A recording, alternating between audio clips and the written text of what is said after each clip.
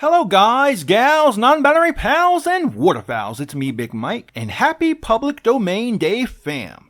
Public Domain Day is an important day and is one of my most beloved holidays of the year. And this video is a celebration of this amazing day. Now in this video, I'm going to discuss what Public Domain Day is, some of my picks for the most important works entering the public domain this year, and some recommendations for events to check out that are held in celebration of this amazing day. For those who don't know what the public domain is, Stanford Law states the term public domain refers to creative materials that are not protected by intellectual property laws, such as copyright, trademark, or patent laws. The public owns these works, not an individual author or artist. Usually this happens due to a lapse of time. The exact amount of time varies from country to country. That's why the vast majority of public domain works are very old.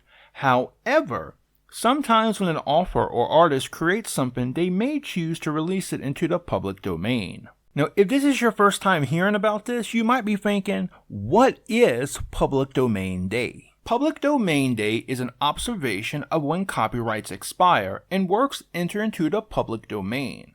This legal transition of copyright works into the public domain usually happens every year on January 1st based on the individual copyright laws of each country. So this is the day that works become liberated and are turned over to the people. Works like Steamboat Willie, Sherlock Holmes, and countless other important cultural artifacts. So every year it's a celebration of not just the public domain, but those new additions to it. Now, the earliest known observation of this holiday dates from 2004, and it was at first an informal one and was done by Wallace McLean, a Canadian public domain activist. And things really took off in 2011 when the Open Knowledge Foundation launched the Public Domain Review, a web-based review of works which have entered the public domain. Here are some of my picks for some of the more significant works entering the public domain. Note, however, copyright laws differ from country to country, so just because I mention something as being public domain here does not mean it's public domain in all countries. Now, with that being said, the vast majority of the entries I mention are going to be from an American perspective. However, if there's an entry that is not public domain under American copyright law, but is public domain under another country's copyright law, I will point that out. So I've divided these entries into types, and the first type we're going to talk about are cartoons. And this first entry is the first incarnation of Betty Boop. Now, almost every year, there is an entry that kind of steals the spotlight. There's an entry that everybody talks about. Last year, of course, it was Steamboat Willie. And this year, this early incarnation of Betty Boop is probably the most anticipated entry into the public domain. Now, the first Betty Boop cartoon, called Dizzy Dishes, was published in 1930. However, here she is not exactly the character we all know. As with many characters from the era, their design would slowly take shape over the years until it finally reached the form we all know it as today. As you can see, in this first incarnation, she had a more canine-like appearance. You can see the nose, you can see the ears, a bit different from the Betty Boop we know today. And much like her animated elders who entered into the public domain before her, there's already at least one horror film depicting Betty called Boop that is slated to debut depicting the titular character as a slasher villain. And you know what, fam? Judge me as you will, but I live for those kind of films. Blood and Honey, especially the sequel, has a special place in my heart. Next up, let's talk about Disney cartoons. Now, in the 1930s, there were some Mickey Mouse cartoons, and all of these, of course, will enter the public domain. Now, among these, there are some that included the debut of Pluto, Mickey Mouse's pet dog. Now, he first appears unnamed as a prison guard dog in The Chain Gang, and in a different cartoon entitled The Picnic, he returns as Minnie Mouse's pet Rover. In addition to these, 1930 was also the second year of Disney Studios' Silly Symphonies. And these shorts will enter the public domain now as well. So now, if you want, Mickey can now be joined by his iconic pet dog in your very own Mickey adventures. The last cartoon I'm going to talk about is Fiddlesticks. Fiddlesticks is a theatrical animated short film directed and animated by Ub Iwerks. I think that's how it's pronounced. I'm not sure, fam. So if you're one of his descendants and I mispronounced that, please forgive me. Marking his first cartoon after leaving Walt Disney Studios. Now the film stars Iwerks' character Flip the Frog. And what makes this cartoon so important is that it is widely recognized as the first fully sound cartoon produced in color. And now let's look at some of the more significant live action films. And first up is The Big Trail. The Big Trail is an epic western directed by Raoul Walsh, starring a young John Wayne in his first leading role as a scout, who leads a massive wagon train along the Oregon Trail while seeking revenge and romance. The film vividly portrays the dangers of pioneer life through grand sequences involving thousands of extras, real wagons, animals, and rugged locations across several U.S. states. It was groundbreaking as one of the first major films shot in the experimental 70mm grandeur widescreen format, offering breathtaking panoramic visuals far ahead of its time. Now, this year is a big year for comedy, and these next two entries are real hard hitters. And if you're familiar with the history of comedy, you're going to recognize some of these names. Now, the next film I'm going to talk about is Animal Crackers. Animal Crackers is a musical comedy film directed by Victor Herman, starring the Marx Brothers. It's an adaptation of their hit Broadway musical. The film plot revolves around a lavish party at the estate of wealthy socialite Mrs. Rittenhouse, honoring eccentric African explorer Captain Jeffrey T. Spaulding, which descends into chaos when a valuable painting is stolen amid absurd antics and romantic subplots. The film showcases the brothers' signature anarchic humor, rapid-fire wordplay, physical comedy, and musical numbers, including the iconic song Hooray for Captain Spaulding, which later became Groucho's theme on his TV show. As their second feature film, it marked the end of adapting their stage shows to screen and the last shot at Paramount's Astoria Studios before moving to Hollywood. Its significance lies in capturing the Marx Brothers at their most uninhibited and quotable peak during the early sound era, cementing their transition from vaudeville Broadway stars to cinematic comedy legends, with timeless, surreal absurdity that influenced generations of comedians. And the last film we will look at is Soup to Nuts. Soup to Nuts is a comedy film directed by Benjamin Stoloff and written by renowned cartoonist Rube Goldberg, starring Ted Healy alongside his vaudeville stooges.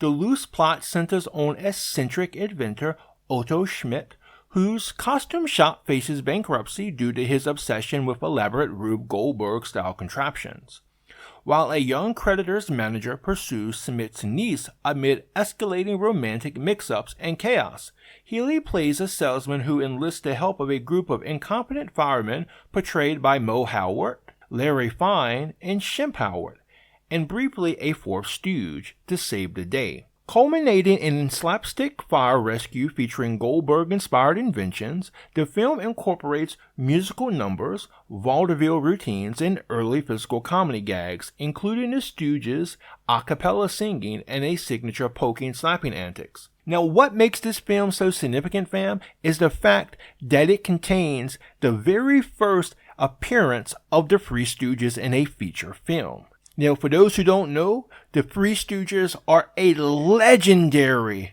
old-school comedy trio known for their slapstick humor.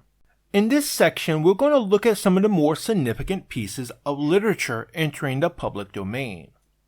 And first up is Murder at the Vicarage. The Murder at the Vicarage by Agatha Christie is historically significant as the first full-length novel to feature her iconic amateur sleuth, Miss Jane Marple, an elderly spinster from the quaint village of St. Mary Mead. Although Miss Marple had appeared earlier in short stories, starting in 1927, this book marked her debut in novel form, establishing her as a rival to Christie's other famous detective, Hercule Poirot. It introduced the fictional village of St. Mary Mead, a seemingly idyllic English setting that became the recurring backdrop for many Marple stories, highlighting the hidden scandals and human vices beneath rural tranquility. The novel was the first Miss Marple mystery published under Collins' prestigious new Crime Club series, signaling Christie's rising dominance in the golden age of detective fiction. Its clever plotting, village gossip dynamics, and portrayal of a sharp-witted female detective helped cement Miss Marple's enduring popularity, influencing countless cozy mysteries and adaptations ever since. Another giant in the mystery genre entering the public domain is The Secret of the Old Clock. The Secret of the Old Clock, ghostwritten by Mildred Wirt Benson under the pseudonym Carolyn Keene, is the first book in the Nancy Drew mystery story series. It introduces 16-year-old amateur detective Nancy Drew, who investigates a missing will hidden in an antique clock to ensure justice for the deserving heirs over greedy relatives.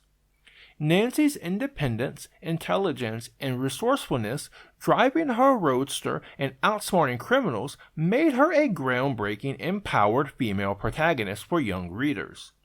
The novel launched one of the most successful children's book series ever, with hundreds of titles and millions of copies sold worldwide.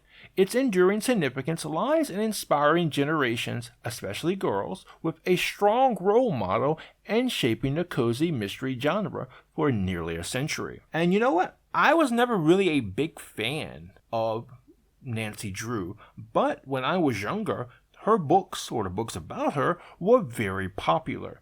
But I had no idea they went back so far. Now this next one is a personal favorite of mine, and that is the collected poems of Robert Frost. The Collected Poems of Robert Frost compiles the first 5 poetry books, including iconic works like The Road Not Taken, Stopping by the Woods on a Snowy Evening, and Mending Wall. It showcases Frost's signature style, rural New England themes, colloquial language, and deep reflections on life and nature. The volume won Frost the second Pulitzer Prize for Poetry in 1931. As his first major career-spanning collection. It solidified his status as a leading American poet. Its significance endures in defining accessible, profound 20th century poetry that remains widely taught and influential. Have you ever heard the line, "I think I can, I think I can, I think I can"? If so, that's from The Little Engine That Could, a monumental children's book. The Little Engine That Could, retold by Watty Piper, features a small engine that succeeds in pulling a heavy train over a mountain by repeating, "I think I can," after larger engines refuse. It emphasizes perseverance, optimism, and self-belief amid the Great Depression. This edition popularized the tale, making it a best-selling children's classic with millions of copies sold. The mantra, "I think I can," became a cultural icon for the American dream and positive thinking. It has inspired generations through its simple yet powerful message of self-determination. I think I can, I think I can, I think I can. Finally, I want to end this section on books with a really unique copyright quirk. Albert Einstein's seminal Relativity, the Special and the General Theory, is public domain in Germany now. And this is a really great example of how different copyright laws in different countries work. The original version, in German, was published in 1915, and the English translation was published in 1920. The English translation entered the public domain in the US in 1995. While it is only today that this book, in its original language, in its homeland, has finally entered the public domain. Now, this final section on entries is for everything else. And there are only two more things I want to talk about, and they're both different from each other, so I'll just throw them here together. Now, another interesting point of copyright law is illustrated by the one song I will mention here. And that's Georgia on My Mind by Hoagy Carmichael, famously covered by Ray Charles. Georgia, Georgia. Okay, I'm going to spare you guys, gals, and non-binary pals my horrible singing skills. But now if I wanted to, I can legally cover that song. Not that I should, but I could. Now, it's not just an iconic song, and Georgia on My Mind is very much an iconic song, but it's also a superb example of how copyright for music works. The written format of the song is now public domain. You can now sing the song to your heart's content, whether or not you have the skills to do so. However, the original recording, done in 1930, will not be public domain until 5 more years, as sound recordings receive an extra 5 years worth of protection under the copyright law. Lastly, I want to mention the amazing photography of Walker Evans. Now, this entry is entering the public domain in countries with a copyright of life plus 50 years. Now, Walker Evans was an influential American photographer and photojournalist, best known for his stark, straightforward documentary images of everyday American life during the Great Depression. He worked for the Farm Security Administration in the 1930s, capturing the struggles of sharecroppers and rural poverty, most famously in collaboration with James Agee on the book Let Us Now Praise Famous Men. His photos are important for their literate, authoritative, transcendent style, unembellished, precise compositions that humanize the era's hardship without sentimentality. Evans pioneered modern documentary photography, influencing generations of artists like Robert Frank and Diane Arbus, and establishing a model for objective yet profoundly empathetic visual storytelling. Later works, like his hidden camera New York subway portraits, further explored candid human moment. Now, just as an aside here, fam, if you want to use some of his work and it's not public domain yet in your country, you might want to look at some of his work that he did for the federal government, as works produced by the federal government are considered public domain. Now, to close this video out, I just want to leave you lovely guys, gals, non-binary pals, and waterfowls a list of amazing things you can check out that are in honor or in celebration of Public Domain Day. Now, first is very much a beloved tradition of mine. Now, every year for Public Domain Day, Duke University Law Center for the Study of the Public Domain releases an annual article on Public Domain Day.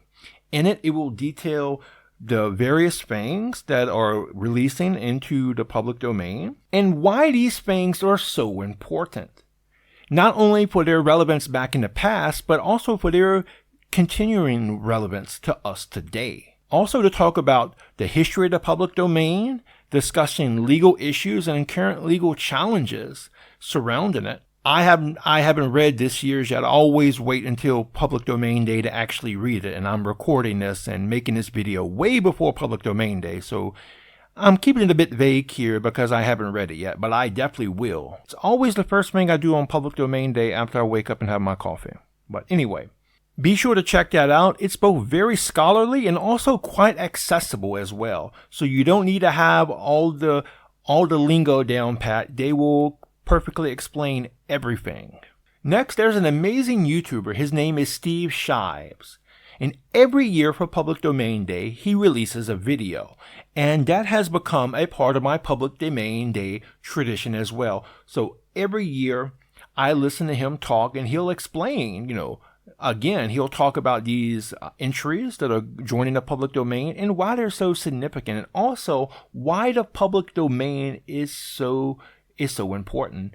And this man has a great deal of passion for this subject, and his videos, again, are a very big part of my public domain day celebration tradition.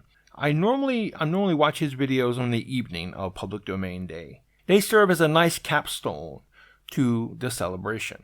Now, these next two don't happen exactly on Public Domain Day, but they're great celebrations related to it. And first is the Internet Archive's virtual celebration. And that's going to take place on January 21st at 10 a.m. Pacific Time.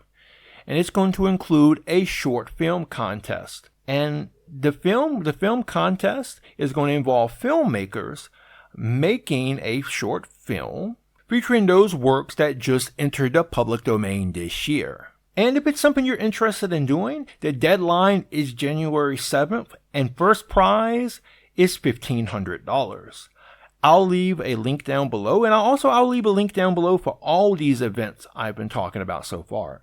And lastly, this is an annual event I've quite enjoyed as well. And this is a gaming event, actually. And this is Gaming Like It's 1930. Now, this is the 8th annual jam in the Gaming Like It's 19XX series. This year, they're continuing the tradition and celebrating works from 1930. It'll feature games that are about or inspired by these works, entering the public domain. And if you're interested in this, submissions open from January 1st, 2026 at 3 p.m. and will close February 1st at 2:59 p.m. And that will do it for this year's Public Domain Day video. What work entering the public domain has you the most excited? Is there a work that I didn't mention that you think I should have? And do you plan on checking out any of the celebrations I mentioned? If so, let me know. And with that, we'll call the video here. Special thanks to Fran, who does a wonderful job of doing my art. She's back on Twitter and she's looking for art friends. So if you're a friend in the art community, please be sure to give her a follow. Or, if you're looking to have art done, consider working with Fran. She's a great artist. No, she's a damn good artist. She's a damn good person to work with, and she's all around fantastic. A special thanks to all of my friends on Twitter. I wouldn't be here without you all, and a special thanks to all of you for watching this video. Please like this video if you like it. Dislike it if you dislike it, but if you dislike my video, please let me know why so I can improve myself and be the best damn Big Mike I can possibly be. And if you like my content, please subscribe and turn your notifications on. And I have no idea when it'll be, but until next time, fam, just be yourself and you'll be awesome. Peace out!